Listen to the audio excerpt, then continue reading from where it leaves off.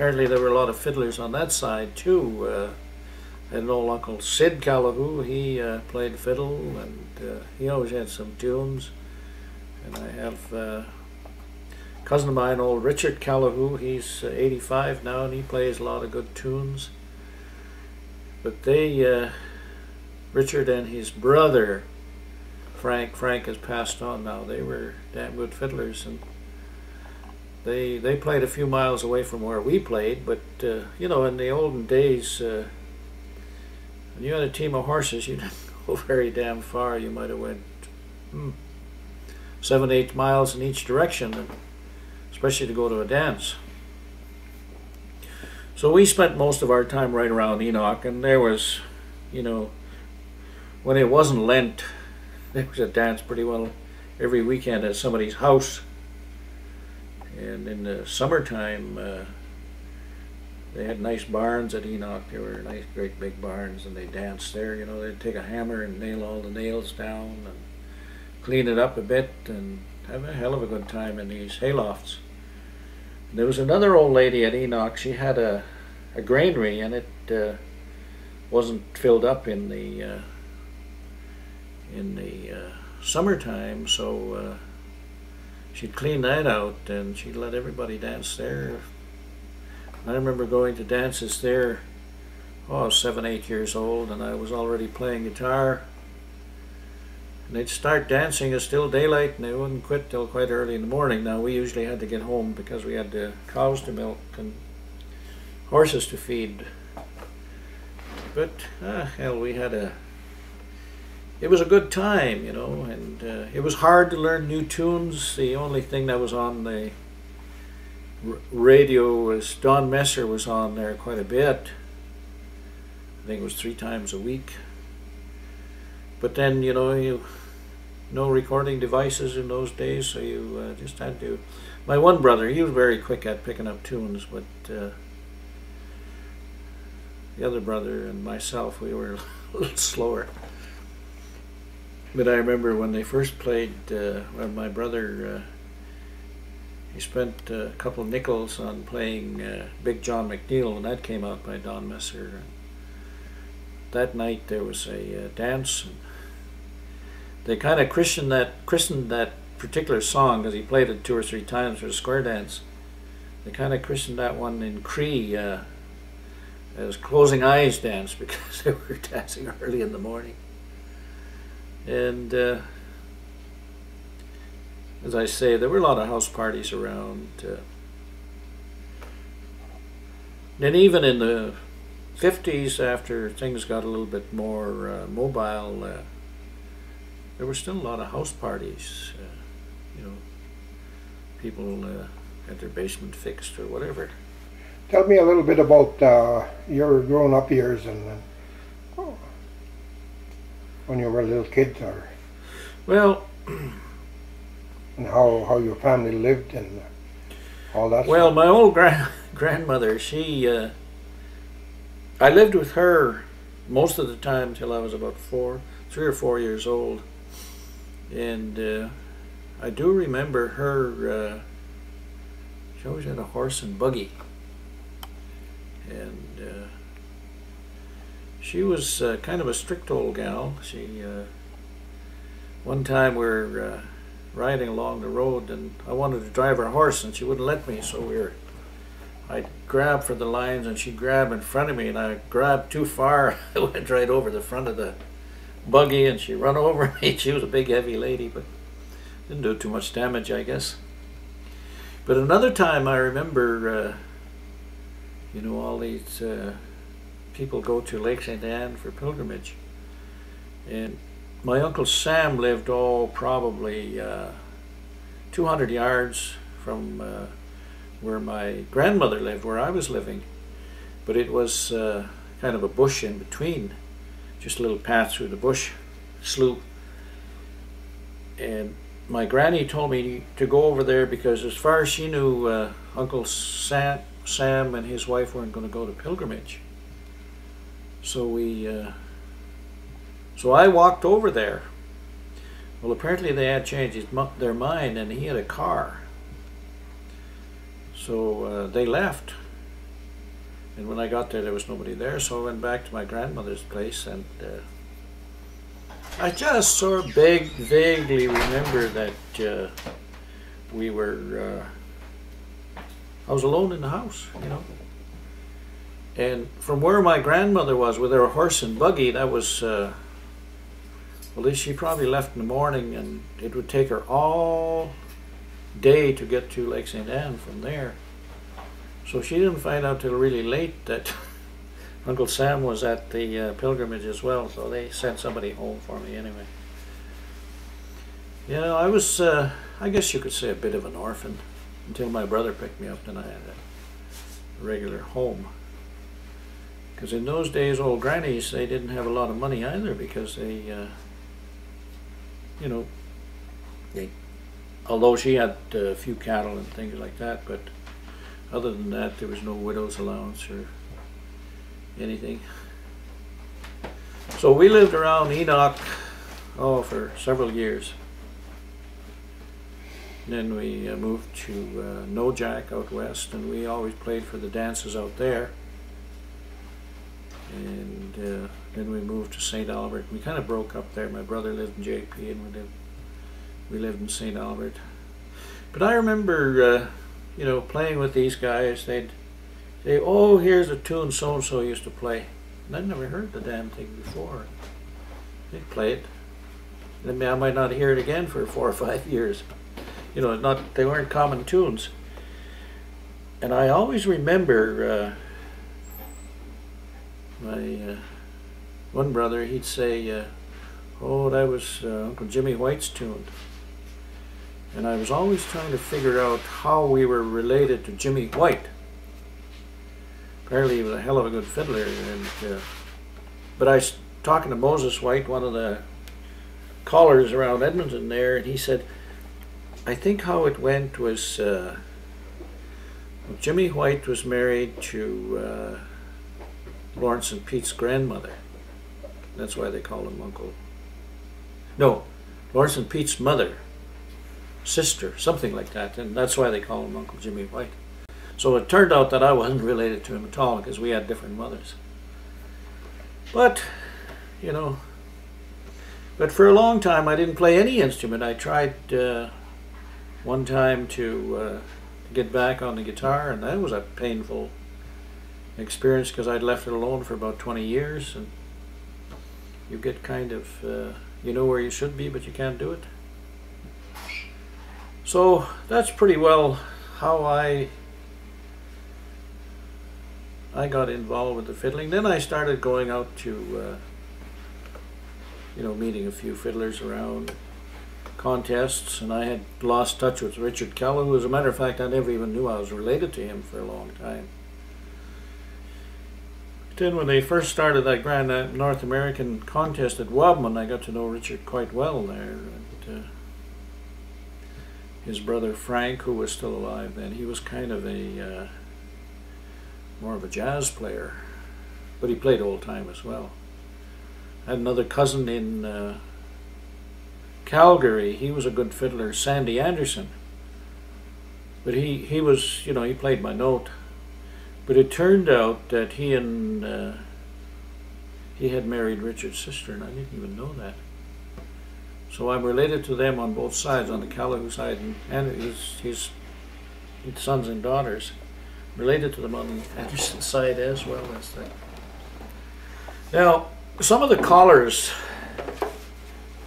like over the years, there used to be a guy by the name of Lloyd Callahoo, and when we first started using, well, all we had was an amplifier with a couple of pickups in it and a microphone. And I remember we played at I think it was a housewarming, and it was this guy had bought a school and had moved it to his place, and before he divided the school up into rooms, he had a big house party, and there was a big crowd there, and this Lloyd Callahoo, we gave him the microphone, and he was trying to work that thing, and you know, he'd never used a microphone in his life, so he put the microphone aside and just went, you know, and called like that. He was loud, holy smokes. Didn't need a mic. Other good callers around, Moses White, of course, he did a pretty good job, very good job. Michael Rondell was a good caller. Sam Delorme. These were all callers that would come out to Enoch even if they weren't from there. Old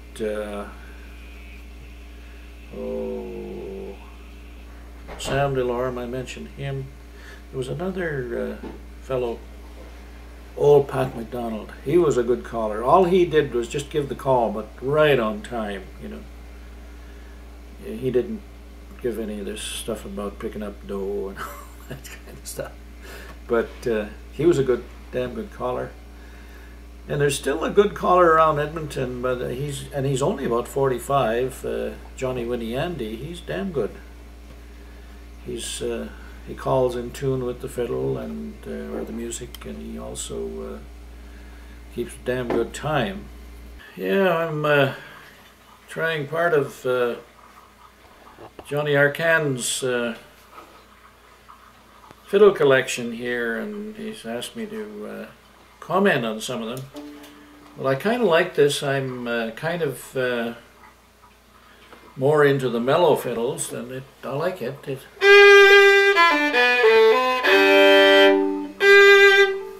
But it probably should be a little bit brighter than it is.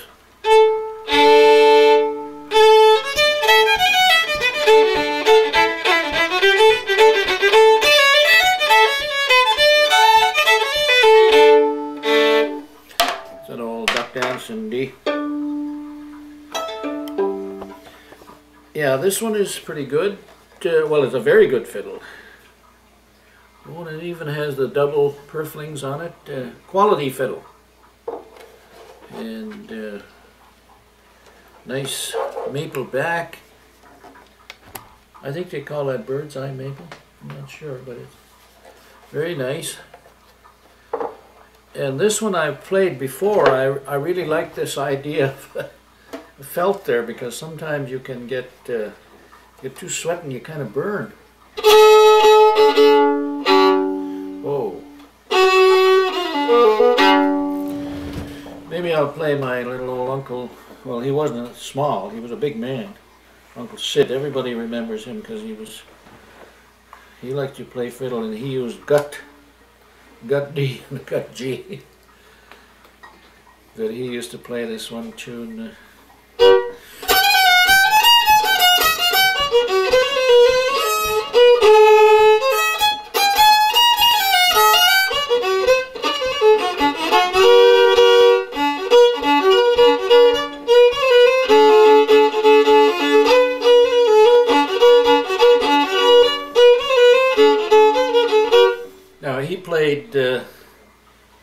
He just moved his bow back and forth, and I used to see old guys play like that. I'll see if I can.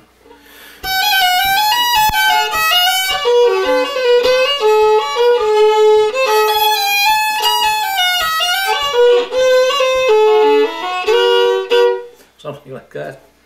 But that's good fiddle. There's nothing wrong with that, I'll tell you. Now this fiddle, it seems to be quite narrow in the ear, and nice round top. I don't know what kind of fiddle that is. Lots of power anyway.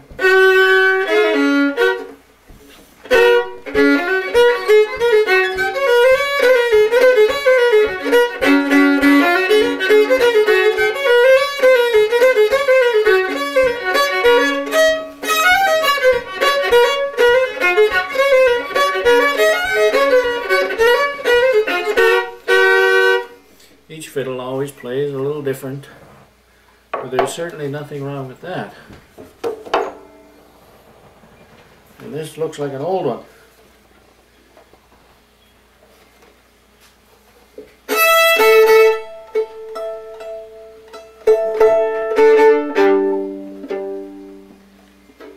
I don't think there is such a thing as a fiddle that stays in tune all the time. They always, the weather changes a little bit, gets a little cold, a little damp.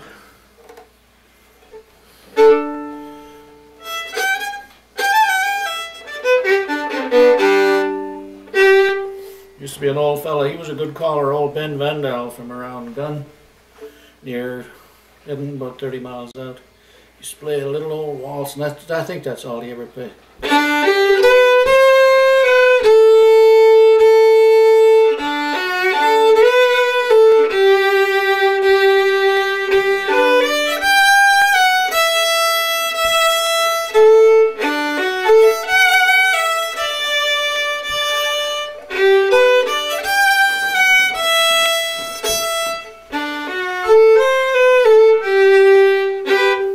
I think that's the only tune he ever knew, but he put all he had into it. Yeah. Now, how about this one here?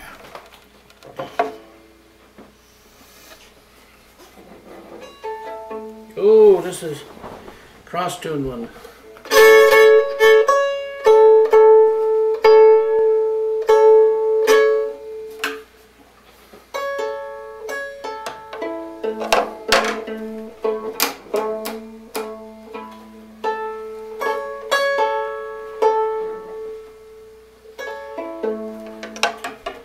Yeah, this is the way we used to tune our fiddles for a duck dance and a waltz.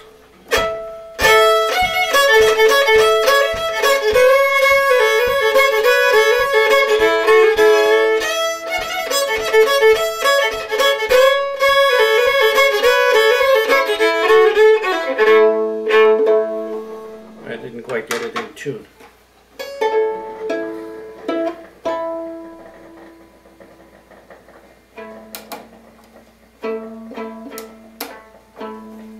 Very touchy things, these fiddles.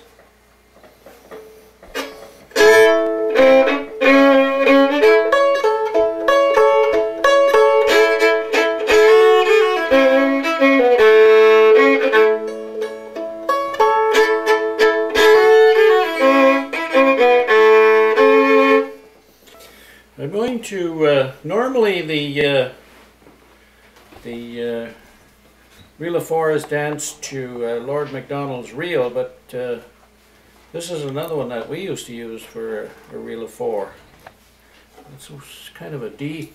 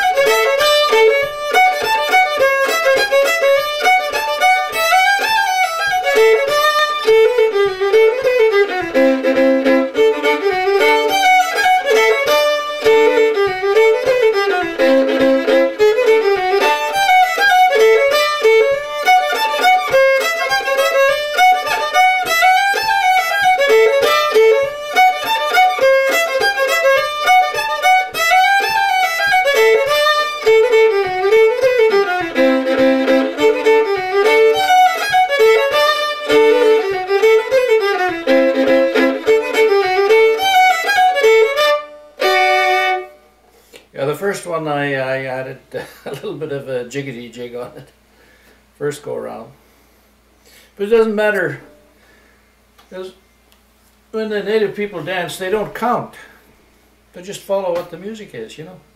They don't so if you play out a meter, it doesn't matter to them, they follow basically how the melody goes and where it changes, and that's the difference, I guess, because I noticed those French couples from St. Paul who are very good dancers, but they're geared towards an even meter. Yeah, because I remember one time I was playing a two-step, and I knew I played it on a meter, and this couple from St. Paul, and they dance. I wonder what's happening. What did we do wrong, you know? And it wasn't them, it was me. But the rest of the dancers, the native dancers, they just kept dancing. They didn't stop because we were on a meter. And I guess, you know, that's the difference. If you don't dance according to 4x4x4s or numbers, you won't get lost. Just kind of follow even if there's a bit of a variation in the tune. You know, if you drop one beat one time or add one the next time, it doesn't hurt that. Yeah, this has been interesting, but I like this fiddle after you've raised the bridge on it. Got lots of guts.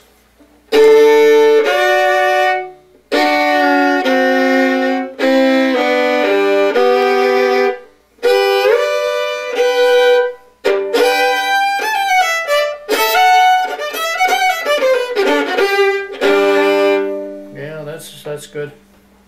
I really like that.